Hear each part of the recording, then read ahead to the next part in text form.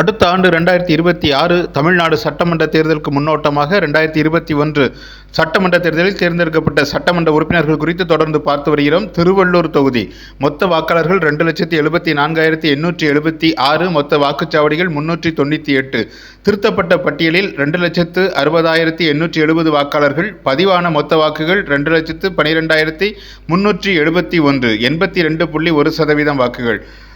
திருவள்ளூர் தொகுதி VG ராஜேந்திரன் திமுக 1,07,709 வாக்குகள், முன்னாள் அமைச்சர் PV ரமணா அண்ணா திமுக 85,008 வாக்குகள், P பசுபதி நாம் தமிழர் 15,028 வாக்குகள், என் குரு அம்மா மக்கள் முன்னேற்றக் கழகம் 1,077 வாக்குகள், வெற்றி வித்தியாசம் 22,701 வாக்குகள். பூண்டி ஏரி, வீரராகவ பெருமாள் கோயில் ஆகியவை திருவள்ளூர் தொகுதியில் உள்ளன. பூண்டி, கடம்பத்தூர், திருவாலங்காடு, திருவள்ளூர் ஆகிய ஒன்றியங்கள் இதில் உள்ளன.